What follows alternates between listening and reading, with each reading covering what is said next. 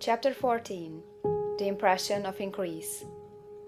Whether you charge your vocation or not, your actions for the present must be those pertaining to the business in which you are now engaged. You can get into the business you want by making constructive use of the business you are already established in, by doing your daily work in a certain way.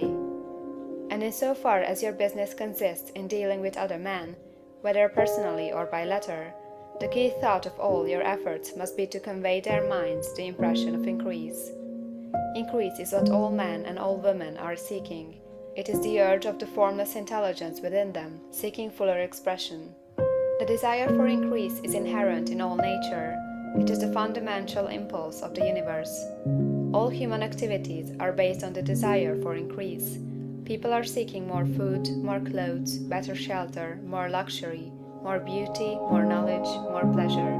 Increase in something, more life. Every living thing is under this necessity for continuous advancement. Where increase of life ceases, dissolution and death set in at once. Man instinctively knows this, and hence he is forever seeking more. This law of perpetual increase is set forth by Jesus in the parable of the talents. Only those who gain more retain any.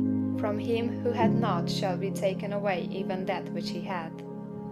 The normal desire for increased wealth is not an evil or a reprehensible thing. It is simply the desire for more abundant life. It is aspiration.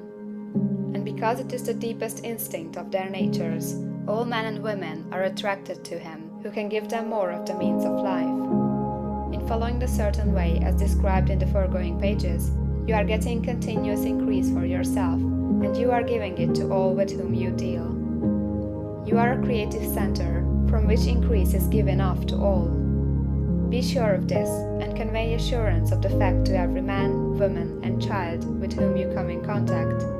No matter how small the transaction, even if it be only the selling of a stick of candy to a little child, put into it the thought of increase, and make sure that the customer is impressed with the thought.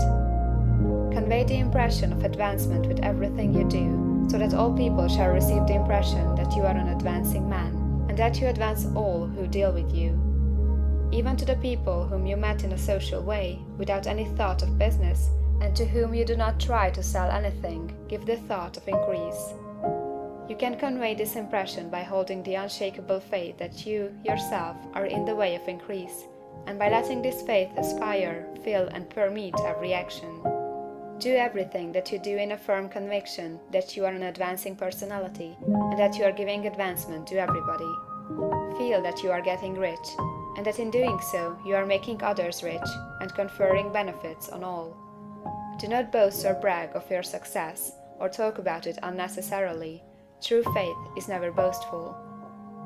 Wherever you find a boastful person, you find one who is secretly doubtful and afraid. Simply feel the faith, and let it work out in every transaction. Let every act and tone and look express the quiet assurance that you are getting rich, that you are already rich. Words will not be necessary to communicate this feeling to others. They will feel the sense of increase when in your presence, and will be attracted to you again. You must so impress others that they will feel that in associating with you, they will get increase for themselves. See that you give them a use of value greater than the cash value you are taking from them. Take an honest pride in doing this, and let everybody know it, and you will have no lack of customers. People will go where they are given increase, and the Supreme, which desires increase in all and which knows all, will move toward you men and women who have never heard of you. Your business will increase rapidly, and you will be surprised at the unexpected benefits which will come to you. You will be able from day to day to make larger combinations, secure greater advantages, and to go on into a more congenial vocation if you desire to do so. But in doing all this, you must never lose sight of your vision of what you want, or your faith and purpose to get what you want. Let me here give you another word of caution in regard to motives. Beware of the insidious temptation to seek for power over other men. Nothing is so pleasant to the unformed or partially developed mind as the exercise of power or domination over others. The desire to rule for selfish gratification has been the curse of the world. For countless ages, kings and lords have drenched the earth with blood in their battles to extend their dominions. This not to seek more life for all, but to get more power for themselves. Today, the main motive in the business and industrial world is the same. Men marshal their armies of dollars, and lay waste the lives and hearts of millions in the same mad scramble for power over others. Commercial kings, like political kings, are inspired by the lust for power. Jesus saw in this desire for mastery the moving impulse of that evil world he sought to overthrow. Read the 23rd chapter of Matthew and see how he pictures the lust of the Pharisees to be called master, to sit in the high places, to domineer over others, and to lay burdens on the backs of the less fortunate. And note how he compares this lust for domination with the brotherly seeking for the common good to which he calls his disciples.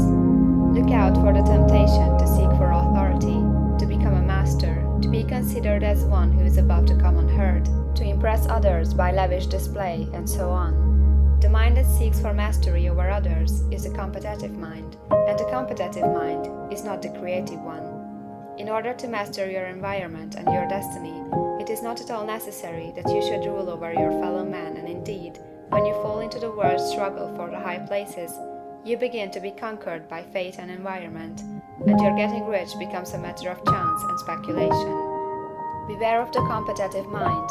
No better statement of the principle of creative action can be formulated than the favorite declaration of the late Golden Rule Jones of Toledo: "What I want for myself, I want for everybody." End of chapter 14.